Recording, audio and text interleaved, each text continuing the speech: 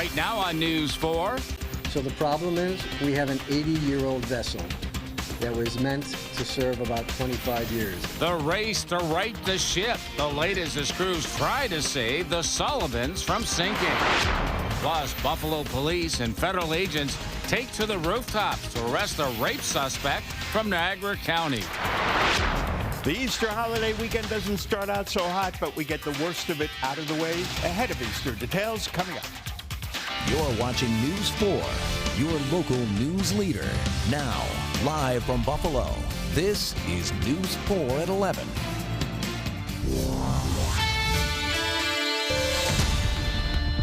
And crews are still fighting tonight to rescue the USS The Sullivans and keep it from sinking. And people have been coming to the Naval Park all day and night to see this historic vessel that is partly underwater. It's been all hands on deck to save this great ship. Leaders at the Naval Park first noticed something was wrong last night. They've known for some time that there were problems with the ship's hull. Crews stopped working on it back in October. They were going to return next week. The Naval Park's president tells us how much this ship means to people in Western New York and across the country. It's a tough day for the park. It's a tough day for veterans. It's a tough day for anybody who has put their time, effort, and sweat into making sure that this park can sustain operations and keep and preserve these ships for another generation. We are confident that we are going to be able to correct this situation. Right now it doesn't look very good, but I can tell you that we're going to be back on this as soon as we can find out what is the cause.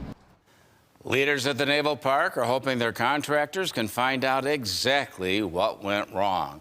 The Sullivans is much more than an old warship. It's a symbol of the sacrifice made by those who fought and died in World War II. News 4's LYNCH spoke with people at the Naval Park about what this ship means to them. She's at the park tonight. Tara? Don and Jackie, you said it there. This is more than just a vessel. It is a symbol for Western New York. And we spoke with a lot of people today. They said a very common phrase. It's heartbreaking. It's sad. It is devastating. But I want to give you just a quick look at the scene. It is a little bit different than what we saw earlier today. Crews are still here. They're still pumping out water. Now, we have heard from officials. They say 3 million gallons of water actually went aboard this vessel. They're still working to get all of that water out, but as a flag right here, right behind us, says don't give up the ship, Western New Yorkers certainly haven't given up hope yet. It is quite shocking to see that. Never thought that would happen. It's very sad. It really is. I'm devastated. And it's kind of heartbreaking because I was just here the other day. Since 1977, the Sullivans has been a historic treasure on Buffalo's waterfront. Residents from near and far streamed into the Naval Park, taking pictures, sharing memories of the ship now in distress, hoping it will stand tall again.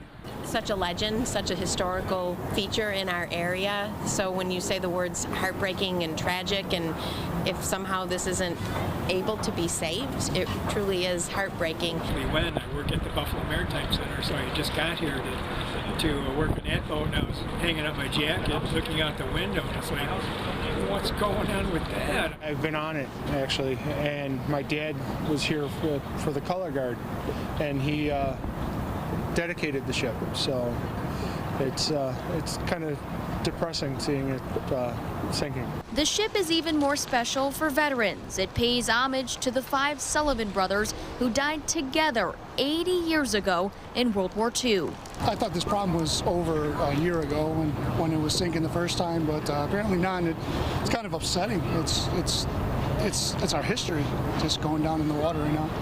It's terrible. I mean, the ship has been through so much, and we've raised so much money, and just I hope that the damage is as little as it can. I can see they're getting pumps out. Almost 13,000 gallons of water are being pumped out of the Sullivans every minute, and crews have been working nonstop to save this historic vessel and beloved attraction. I'm hoping that they can actually raise it again, so this way it'll, bring it back to its glory. Just about 9:30, News 4 heard from Naval Park President Paul Marzello. He told us this is the plan of attack. Right now, they are running electrical pumps underneath the vessel that will continue to pump water all night long. They are reconvening here at 7 o'clock tomorrow morning, where they will reassess the situation. But of course, everyone just hoping that this vessel stands tall in the harbor once again. For now, live at the Naval Park, Tara Lynch, News 4. Thank you, Tara. And Congressman Brian Higgins is speaking out about what happened today at the Naval Park.